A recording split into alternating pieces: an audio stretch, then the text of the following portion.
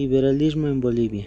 En Bolivia, como en otros países americanos, las ideas liberales definieron a algunos políticos de gobierno en la etapa de transición a la república. Fue en la administración de Antonio José de Sucre de 1826 a 1828, por primera vez las reformas políticas y económicas que obedecían esa doctrina. Las ideas liberales estuvieron presentes en los 50 años siguientes entre la inestabilidad de la política. Después de la Guerra del Pacífico, el país entra en una etapa debilística y constitucionalista y se organizan los primeros partidos políticos en donde continúa el ascenso de propuestas liberales, acentuándose el modelo de economía abierta y iniciando los conservadores. El desarrollo del segundo periodo liberal se produce tres fases: el ascenso con gobiernos conservadores de 1880 a 1899, el auge 1899-1920. 3. En el Partido Republicano de 1920 a 1930. En la última fase se desencadena la descomposición política y social. Del liberalismo al modo nacional productivo. Los ciclos de la economía boliviana. La exposición sobre el modelo nacional productivo ha generado un debate fructífero y sano respecto a lo que está pasando hoy en Bolivia. El contenido de esa exposición no fue una expresión de nuestros deseos, sino la descripción de lo que es Bolivia de hoy, sobre cómo ha cambiado la estructura económica mucho más rápida que la estructura política.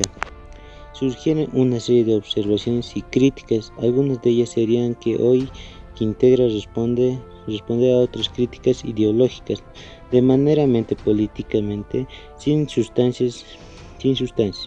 Ahora veremos una perspectiva cómo fue la economía boliviana en los últimos años 50 a 60 años.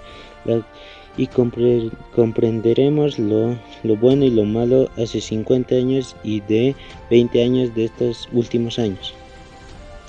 Entonces presento ahora una serie de cuadros que gráficamente, comparativamente la estructura económica del país, utilizan una herramienta que estudia la vida económica de una sociedad por ciclo, por largos periodos que pueden durar 20 y 30 años, en este caso partidos del año 1952. Desde entonces ha ocurrido muchos cambios: gobiernos populistas, gobiernos neoliberalismo, y ahora tenemos un gobierno nacional productivo liderado por el presidente Evo Morales.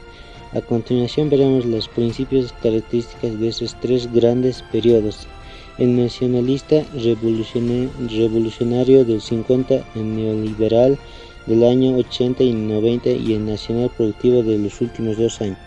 Tuvo su apogeo entre los años 20 y 30 y comenzó a declinar después de la Guerra del Chaco, cuando surgió una generación patriota que cuestionó el hecho de que haya una matanza entre bolivianos y paraguayos para que la riqueza del petróleo y del gas no sea de nosotros, sino de los extranjeros.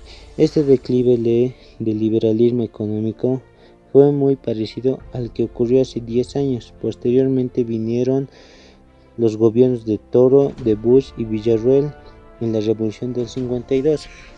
La Revolución del 52 marcó el inicio de una nueva etapa económica en el país, a la que llamamos estatismo nacionalista.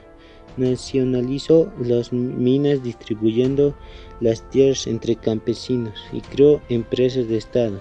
El nacionalismo revolucionó durante los años 1952 hasta 1985. Estamos hablando de 33 años.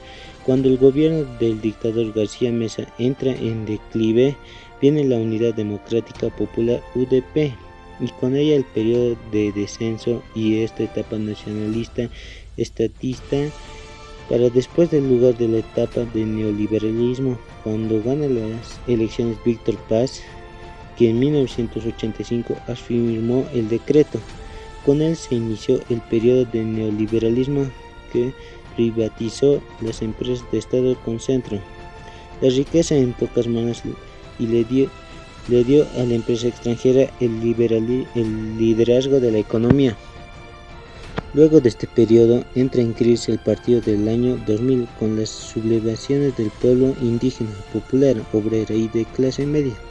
Y después en 1903, el levantamiento contra el impuesto dio lugar al inicio del cierre de ciclo.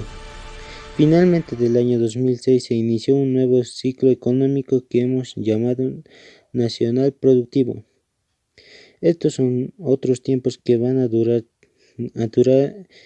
la impresión unos 20 a 30 años.